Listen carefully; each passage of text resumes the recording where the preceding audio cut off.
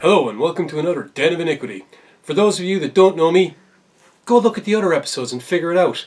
For those of you that do, well, I'm Giz. And, you pretty much know what kind of stuff I have to say. This week, I've decided to express my, I can only say, ambivalence at the Suicide Squad film. Why? Well, it's been kind of an interesting little trip for me as regards the news of the production of this film has gone.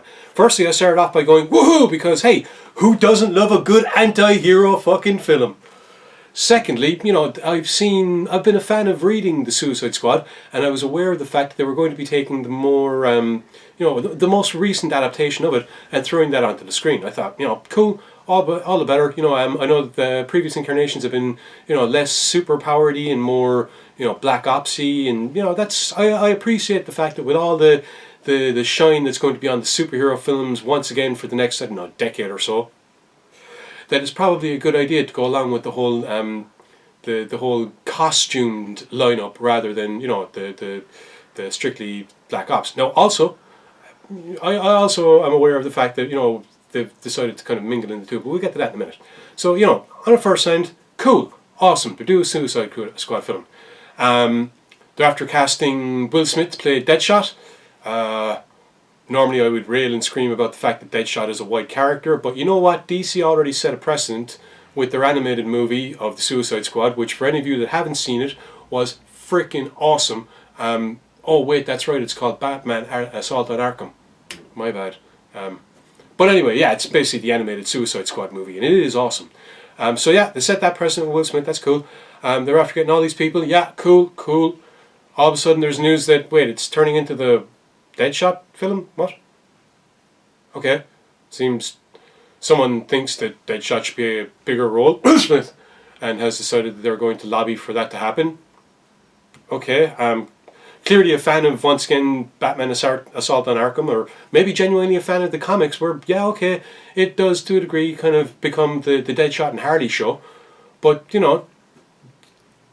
something's up when people that are attached to the film are walking away because of this shite. So automatically you're kind of going, and then they start talking about getting in other people, and you get excited again because here's this guy, that famous actor and musician that you might never have heard of, because I'm sorry, I never heard of Jared Leto until they announced him as the Joker. So sue me.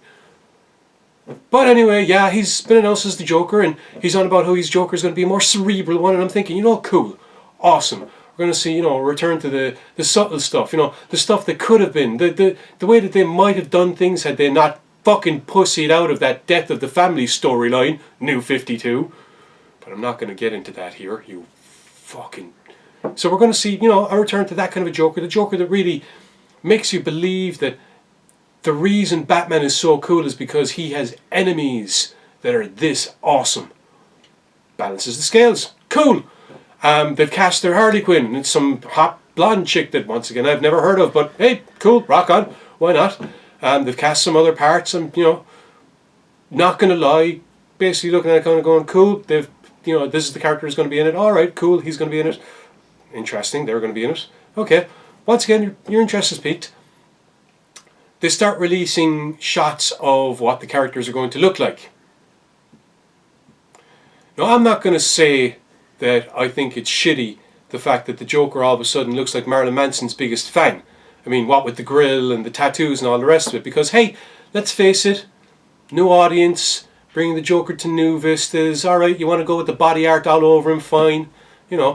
As long as the character's good. Because, at the end of the day, yeah, I admit it. When I first saw pictures of Heath Ledger as Joker, I thought, uh-oh. And then, man, talking about saving a shite film and turning it into something monumental. Because let's face it, Dark Knight is the only one of those three that's worth a shite when you really look at them.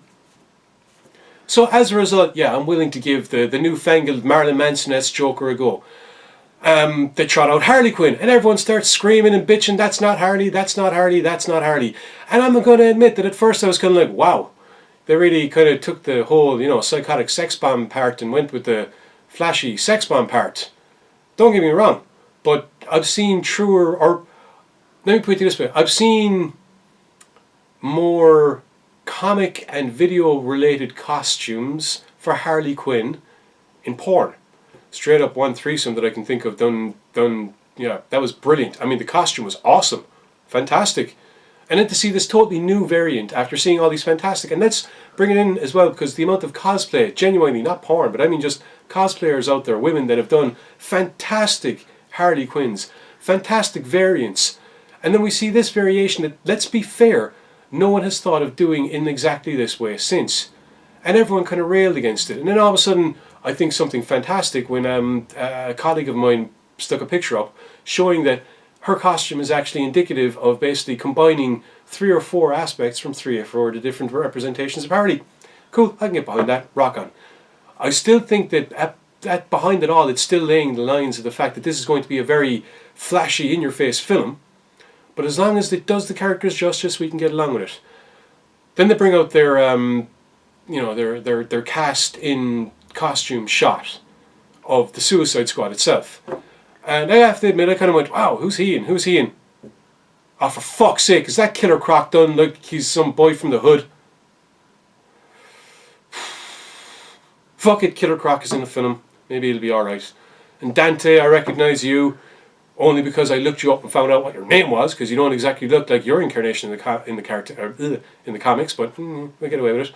Thought it was cool to see, Jack Flag is going to be in it. That's a nice nod to, once again, the original Black Ops lineup that, as I said, I wouldn't have gone with for a film, but it's nice to see him in it. You know, it's kind of a good nod to the old stuff. We couldn't have a Suicide Squad without Amanda Waller. She's not in the thing, but just letting you know, Amanda Waller in the Suicide Squad. We had Slipknot, who, I'm not going to lie, I had to look up. Once again, I think kind of more of a throwback to the earlier stuff. I'm more familiar with, I hate to say it, but I'm more familiar actually with the new 52 variants, which is clearly what they've gone with the film. You know, considering that's the way they've gone with their anime stuff, you know, I can understand that. I'm not going to lie. I think Will Smith looks more like Shaft than any version of Deadshot, straight up.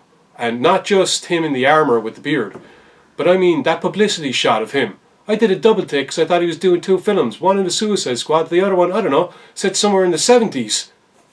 The hell? I do hope that's just for the one scene. I really hope it's actually taken the piss out of, and I pray to the gods that a character as cool as Deadshot has been represented doesn't walk around looking like he belongs in the fucking Mod Squad. As to the other characters, Boomerang is a no-brainer. You know, you can pretty much pick him out. Looking a hell of a lot buffer than I expected. You know, but not a bother. I can't say I complain. I'll be honest. What has me is the amount of conflicting interest. It seems that the vast majority of people go from shit to fucking awesome with this film at a swing of a hat. And they can't really be blamed because of the amount of information that's being thrown out that's, as I said, there's the look of the film, there's the stories about how it came to be, and then there's the bottom line, which is this. Apart from Arrow, Flash, and what has been done recently in the, you know, we're very much looking forward to Legends of Tomorrow. Apart from that, and let us not forget the Flash series from the 90s that lasted all of one season, but plenty of homage being paid to that in the new series. Go on, the boys. Apart from this, DC is very, very hit and miss. Mainly miss when it comes to its live action films. Let's be fair. Take a long look at its history of live action stuff. Not just in films but also in TV shows. Smallville was another prime example where it had hit and misses in the middle of it and ended up with a finish that had me completely hating it. I think that when it comes down to it, DC, the films they're bringing out, especially the films they're planning on bringing out, and anyone that says it's not, who anyone says aren't knee-jerk reactions to the Marvel's Avengers films is just fucking deluding themselves. Okay? If they weren't knee-jerk reactions, then Christian Bale's ham-fisted fucking Dark Knight would have been the beginning. It wasn't though. Perhaps because they realised that they killed it by the 3rd film. Or perhaps because, hey, they didn't have their fucking act together until Dawn of Justice, whereby they laid the groundwork in Man of Steel. Don't get me wrong, thought Man of Steel was great, it's awesome.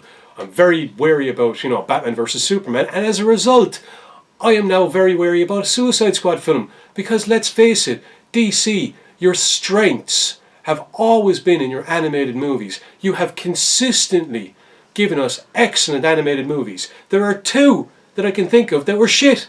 One of them was that All-Star Superman, and the other one was, to be perfectly honest, Gotham Knight, which only had one or two decent tales in it. I mean, it wasn't the best. Even if it did have the presence of mind to have the only guy that should ever voice Batman, Kevin Conroy, in it.